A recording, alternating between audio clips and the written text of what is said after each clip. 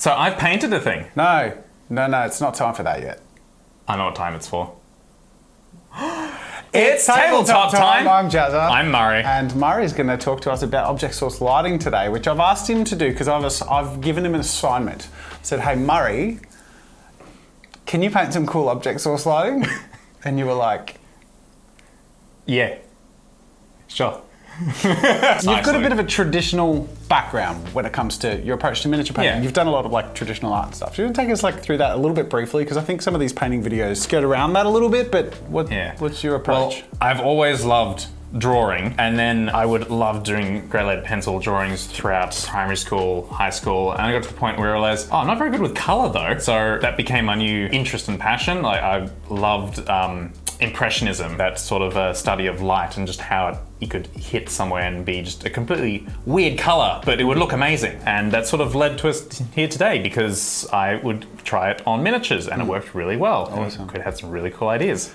Miniatures are interesting because they're very little and the approach is to sort of like paint as perfectly as possible because it's very satisfying, but it also can tend to put you in a box. And one of the things that a lot of people, myself included, love the look of is object source lighting, which is the term OSL used when referring to how light reflects off or emanates from something, but it's painted on a two-dimensional... Yeah, basically giving the illusion that something is glowing when it actually isn't. Yeah, fake glowing. Yeah, it's like a Photoshop glow layer, but if it's not, So you've done two approaches to OSL, and we're going to start off with this lady here, the Apocalypse Ghost. Yes. Some people might recognize these miniatures.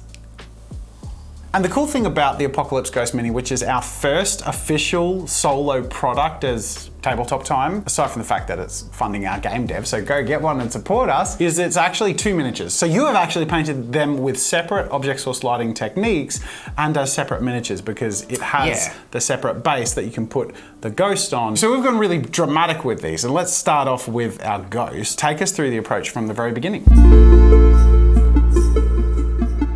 The sprite is a creature not from this world, so I want it to look unnatural. So I'm basically going to be painting her in a monotone, just white and tinting to blue at the edges. For this figure, I'm going to be taking a lot more of a measured and controlled approach, a lot less impressionistic and wild attacks with the brush. I'm going to try and make the transition between the layers really smooth and silky. This will, first of all, look good, but also because when you're painting onto white, you can very quickly overpower the white with other pigments. So while I might start with white and say I'm going to go down to blue, very rarely I'm going to actually use these colors. I'm going to be spending a lot more time in the middle, ideally saving the white for the most luminescent areas.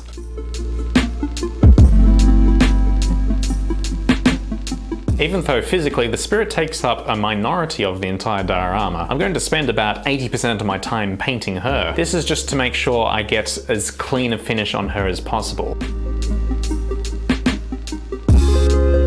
One thing I find when painting like this is that if you think you're done with an area, you probably really are not. I'm going to keep coming back to different areas, adding more blues, cutting them back a bit, in a big long tug of war of trying to get just the right effect happening. I think one of the biggest lessons in painting like this is when you realize that an area looks wrong, that's actually a really good thing because you have acknowledged that an area looks wrong. You might not quite understand why, but you have gathered enough experience to determine that something looks off and that you need to fix it. At this stage, she's looking very blue. I just blew myself. So I need to cut that back a little bit, introduce some more pale whites. However, I don't want to go too overboard with the whites, otherwise it might start looking chalky, which I fear that particularly the hair is starting to look a bit like that.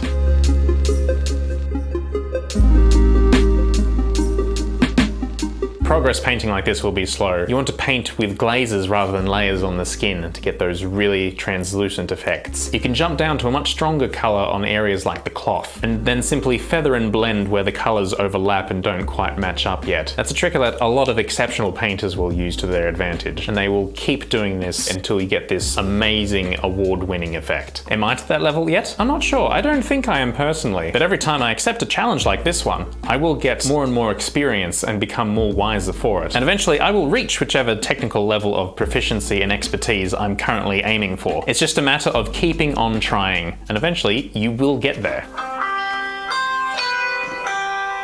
No, go away. We're talking about object source lighting. It's tabletop time. Yeah, wrong number. Now, we're gonna move on to our next mini, which is even more ambitious. But before we do, let's show you some sexy reveals of this sexy apocalypse ghost, which, by the way, was the original prompt of the drawing that I did. Was sexy, like, dead. Anyway, check out this cool model and check out these cool brand new patrons. Matthew Avis. Zim Quantic. Oh, you don't bloody forget about Minobi. Oh, what about Brian Ford? Oh, Brian Ford. I forgot about Brian Ford. But do you know what? Not far behind him is Nick Wadman, and he's got a wad, man. Sorry, what? What was that? I'm sorry, Nick. I'm so sorry. That's right. Well, I'm much more secure with Valkyrie's biceps. Ooh, want to squeeze the Valkyrie's biceps? That's wrong. Don't take that out of context. The final one is an upgrade because we had Nudok, but this time we have Nudok Prime. And feeling pretty good about that. Thank you all so much for joining our patronage. It's a huge support. And if anyone's looking to support our mini content, get a shout out in a video, you can join Patreon. Or if you're looking for something very specific or tangible for your support, you can check out this model yourself over on our My Mini Factory page. All of the proceeds of all of our My Mini Factory products that feed back into Tabletop Time actually go to our game dev, and we have some really exciting stuff we're developing there. So get yourself the Apocalypse Ghost Mini, practice some of these techniques yourself. And we'd love to see your attempts. Oh yeah, because you can share them on the My Mini Factory thing. That'd be sick. We will. Yes. So go share your projects as well if you get painting the Apocalypse Ghost. That's a great idea. Yeah, and you we can would try love some of to the see stuff them. out for yourself. Yeah. Speaking of what also would be awesome, I haven't looked at this yet. Oh. Oh wow, that's cool. You won't see this until the bloody reveals. So, take me from the beginning. To start off, I used a lot of greens and blues to build up a really strong shadow. I want to really emphasize the fact that the light is behind him and he really has a shadow of depression and sadness cast over his own face. The skin would be a really important part of this as I'm trying to communicate strong light on one side and heavy darkness on the other. And skin can be quite difficult to get right. So after finishing the initial shadows, I went to almost the other end, blocking in where I wanted the strongest highlights to be. In terms of color composition, I didn't use anything straight from the bottle. I mixed my own palette using the earthy brown, red, yellow, and then just a little bit of blue to dial it back when it went too far. This helped me get some really muted colors with a lot of control. I could add midtones and highlights and shadows very quickly, all sort of pooled into a convenient location on my palette. As I highlighted more and more of the skin, I added more yellows to simulate the light and the sun coming down on his back. For his black worn shirt, I tried to bring in as many mottled dark colours as possible. More reds, purples and greens to really play with the rest of the colours, helping to contrast the skin and the scarf around it. But also to show that the sun has really done a number on his black shirt. It's no longer pristine. It's been left out there in the sun for far too long. For the pants, I did an initial pass using an almost lavender purple, leaving a lot of the brown still visible. And now I'm going back and doing the highlighting stages. But I'm still being really messy and allowing some of that brown to show through. This will really emulate dirt and grime on his pants.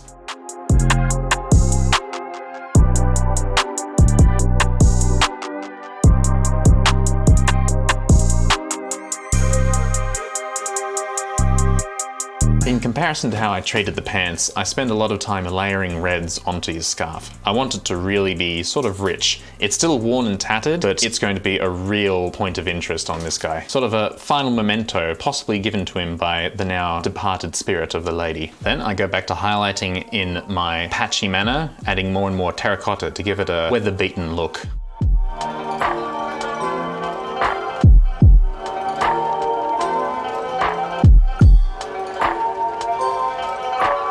I used some nasty off-green and blues to start working on the bandage wraps, highlighting up to a neutral grey, whereas for all the leather, I used an almost skin tone to highlight that one. Using the same colour I used for the skin will really help tell how weathered everything is, including the human.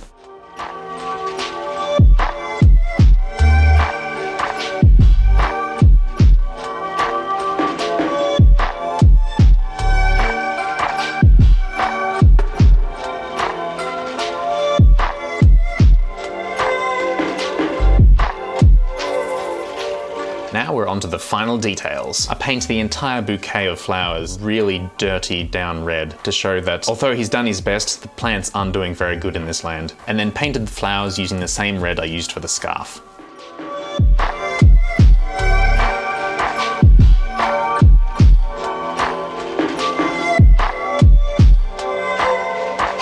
For the ground, I used some terracottas to bring in some warmth of the rocks being hit by the sun, some deep aquatic blues to simulate heavy shadow, and then start moving upwards with saturated and desaturated browns, slowly adding more and more whites and neutral greys to the mix, making sure to focus the highlights on planes and surfaces that are directly facing the sun. Anywhere facing away can almost be left alone, and as with regular highlighting, you just slowly do less and less in those areas.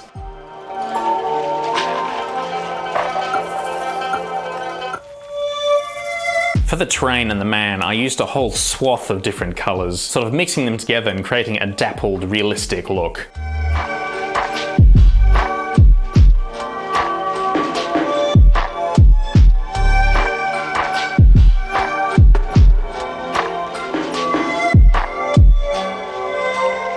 The last few final stages can be done with the entire diorama assembled, so I gently prise him off the base that I tacked him to with superglue, then affix him onto his base.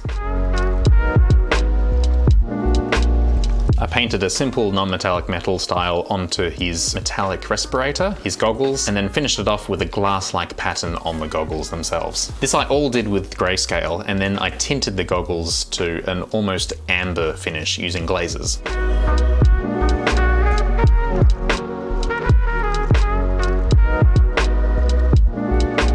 I find that a really good mix for tattoos is to mix black with green and then water it down until it's almost an ink consistency. This will give you a lot of control when you paint on the miniature. Just don't have too much on your brush, otherwise it'll act like a wash and just sort of run everywhere. And now for the satisfying final stretch of painting the base rim black.